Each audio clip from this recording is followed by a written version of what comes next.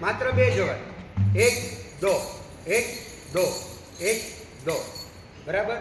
આ દો અવાજ ઘાટી લેઝિમ માટે કહું છું, હિન્દુસ્તાની નહીં, યાદ રાખશો. બરાબર. મોડ્યુલમાં તમારે ઘાટી લેઝિમ જ આપ્યું છે. પછી છે ચાર અવાજ, જો 1 2 3 4, બરાબર. જમણી બાજુથી ડાબી બાજુએ લેઝિમ લઈ જવાનું છે અને ડાબી બાજુથી જમણી બાજુ. આ ચાર અવાજ, 1 2 3 4 1 2 3 4, આ ચાર અવાજ. અને હવે આવે છે 8 અવાજ. 8 અવાજ એક સાથે આખો દાવ. એમાં બાળકોને શીખવાડવા માટે તમે ચાર અવાજમાં ફેરફાર પણ કરી શકો.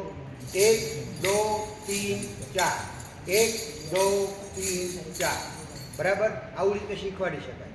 અને 8 અવાજ એક સાથે કરવા હોય તો આ રીતે કરવાના, 1 2 3 4 5 6 7 8 1 2 3 4 5 6 7 8, બરાબર. આ રીતે 8 કાઉન્ટ કરવાના હોય. 8 અવાજનો દાવ. અને ત્યાર પછીનો દાવ છે બેઠક અવાજ. બેઠક અવાજ દાવમાં વેરિએશન ઘણા છે. ખાસ આ દાવ જોવા જેવો છે, કારણ કે અમે જ્યારે દાવ કરતા ત્યારે આ રીતે કરતા, 1 2 3 4 5 6 7 8, અમે આ રીતે કરતા. અને અમારે હમણાં સાહેબની એક મુલાકાત થઈ ત્યારે તેઓ અમને આ રીતે દાવ કરાવતા, 1 2 3 4 5 6 7 8 1 2 3 4 5 6 7 8, પહેલા કાઉન્ટે બેસી જતા.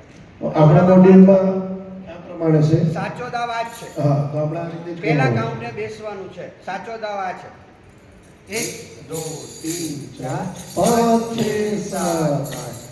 રેડી? આ છે બેઠક અવાજ. આગે પણ હવે છે આગે પાઉં.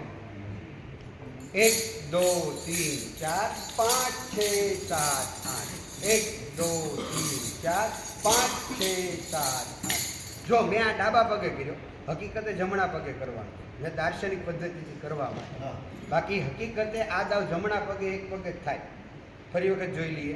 એક મિનિટ. તમે જ્યારે કરો બાળકો જોડે તો તમારે દર્પણ પદ્ધતિથી કરવાનું.